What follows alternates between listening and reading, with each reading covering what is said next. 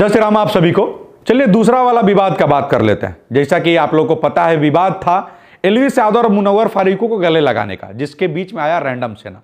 Random सेना ने अपनी बात रखी और एल्विस नहीं माना, लेकिन इन दोनों के बीच में आ गया रजत दलाल, जिसको हर किसी के बीच में हर मुद्दे में आके अपनी टांग अड़ानी है। टांग इसलिए अड़ानी है ताकि उसके फॉलोअर बने। और उसने जाके एक बॉडी बिल्डर भाई है सिंगा, झारखंड का, पिछली बार उससे कोई कंट्रोवर्सी हुआ और उस कंट्रोवर्सी में वो पहुंच गया देहरादून जाके 30-40 बच्चे लेके। वो ठीक है, वो अपना बॉडी बिल्डिंग करता है, बहुत सारा इस तामझाम में मारपीट में नहीं रहता है, तो वो इस चीज से थोड़ा बैकआउट हो गया। तो ये इस बात का इसको अहंकार हो गया कि हम बहुत बड़े विलेन हैं, बहुत बड़े गुंडा हैं, और वो इस बात में भी उलझ गया। और इस बात में उलझने के बाद उसने रैंडम सेना का के लिए वो हरकत कर दी जिसमें हिंदुत्व का 1% भी होगा ना, वो नहीं करेगा। उसने उसकी सारी आइडेंटिटी रिवील कर दी कि वो कहां रहता है, उसके माँ बाप का क्या नाम है, उसके कजन्स का क्या नाम है, वो कौन सी गाड़ी यूज करता है, सब कुछ। और ये इसने दिखाया कि बहुत बड़ा पावर है। अरे यार, मैंने लल्लू हो क्या? ये 2 मिनट का काम है यार। सोशल मीडिया पर 80% चीजें रहती हैं। जो बाइक पर बैठता है बाइक का फोटो डालेगा, कार यूज करता है वो कार का डालेगा, और नहीं भी होगा तो अगल बगल कहीं किसी से पूछ लेना है। लेकिन ये जो लड़ाई में तुम अपना वो छपन ला दिए, ये कहीं ठीक नहीं था। खैर, वो कहता है ना, जो बार बार टांग अड़ाता है वो कई बार ये भूल जाता है कि टांग के जस्ट ऊपर होता है गांड। तो इस बार उसने अपनी गांड अड़ा दी और लोगों ने इसकी गांड मार ली।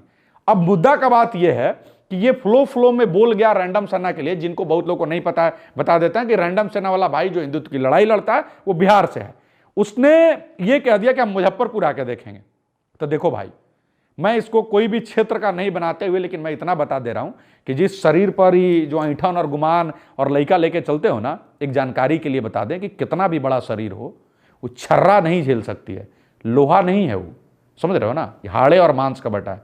और आजकल तो ऐसा वक्त है बिहार में या कहीं भी कि 15-15 बरस का बच्चा जो है ना, मार छर्रा के देह झाड़ देता है। तो ये भरम में नहीं रहना है, और अगर ऐसा कभी भरम हो तो बता के आ जाना। खैर, इनकी गांड बढ़िया से मार ली गई है। अभी बकथूती कर रहे हैं, गाला गलौज कर रहे हैं, राजवीर सिसोदिया से उलझे। और उस भाई ने दिखाया कि सही में 36 भाईचारा कैसे किया जा सकता है।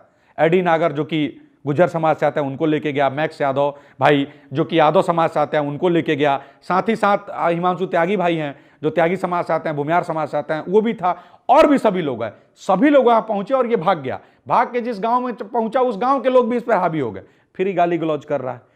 तो ये जो अटेंशन सीकर है, इस अटेंशन सीकिंग में फॉलोअर बढ़ाने के चक्कर में ये भूल गया कि हिंदुत्व की लड़ाई लड़ने वाला एक व्यक्ति जो अपना सब कुछ दांव पे लगा के बिना अपनी आइडेंटिटी रिवील किए हम लोगों की लड़ाई लड़ रहा था, उसने उस पर्सनल लड़ाई को जीतने के लिए, अपना ईगो सेटिस्फैक्शन के लिए, या अपना कहिए बड़बोलापन दिखाने के लिए, उसने उस भाई की सारी आइडेंटिटी रिवील कर दी। अब सोचिए कि कल जो हिंदू धर्म पे जो भी लोग, विधर्मी जो लोग हैं, जो कटाक्ष करते हैं, उनके लिए वो कितना, कई बार आपने देखा होगा कितने लोगों को उसने जेल भेजवाया, वो सब लोग उसके दुश्मन बन गए, उसका चेहरा बाहर आ गया, उसकी सारी प्राइवेसी लीक हो गई। इन तमाम चीजों में एक चीज उभर के आता है कि सोशल मीडिया पर कई बार बात कर देने से है ना, बहुत गुंडई आ जाता है लोगों के मन में। और तुम जो ये कह रहे थे रजत बाबू कि तुम बिहार आ जाओगे, मुजफ्फरपुर आ जाओगे, और तुम जिस जात का बात कर रहे हो पहले उस जात पे आ जाता है।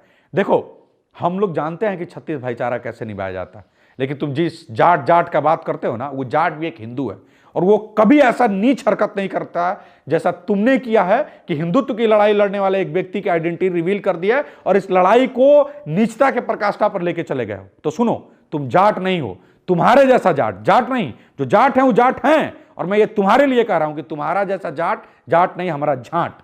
तुम झाट हो, जाट नहीं हो। जाट कभी ऐसा हरकत कर ही नहीं सकता है जो अपने कौम के साथ कभी गद्दारी कर ही नहीं सकता। तुम जाट नहीं, झाट हो, मैं रिपीट कर रहा हूं।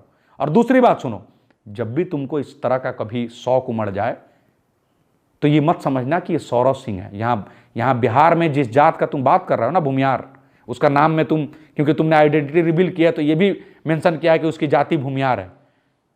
तो कभी अपने बाप दादा जिनको तुम बहुत सिरमौर समझते होगे, तुम लोग कहते हो ना लोगों को कि मंत्री लोगों से पता कर लेना, तो उन बाप दादाओं से पता कर लेना कि बिहार में भूमियार कौन है जब तुम जाति की बात कर रहे हो तो।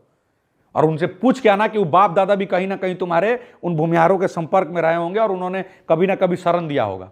कभी पूछना, पता चल जाएगा। अनंत सिंह का नाम सुना होगा, सूरजभान सिंह का नाम सुना होगा, बहुत तो नाम है। और जब नहीं मन हो तो कभी रणवीर सेना याद करना, कभी परमेश्वर मुखिया को सुन लेना। तो जात का बात मत लाओ, क्या कि जब जात में लाओगे तो ना पैसा पे आ पाओगे और ना ताकत पे। हम ना भूमियार हैं और ना जाट, फिर भी तुमको बता दे रहे हैं, इस समझ में आ जाए तुमको, ठीक है ना। और बाकी ना इसको क्षेत्रवाद बनाओ ना जात, काहे कि अगर तुम हिंदू का नीचता का प्रकाष्ठा तो खत्म ही कर दियो, और रहा बात गुंडई का, शौक से आना, लेकिन इस बार मुजफ्फरपुर आना तो कह के आना। और अगर तुम चले गए तो मैं तुम्हारे लिए सिर्फ इतना ही कह रहा हूं, अपने सभी भाइयों के तरफ से जिन्होंने हमको कहा है कि कह देने के लिए, ये वाला मुंह छिला देंगे हम, कि अगर तुम मुजफ्फरपुर कहे और आके चले गए, मुंह छिला देंगे। बाकी जय हिंद, जय सिया राम।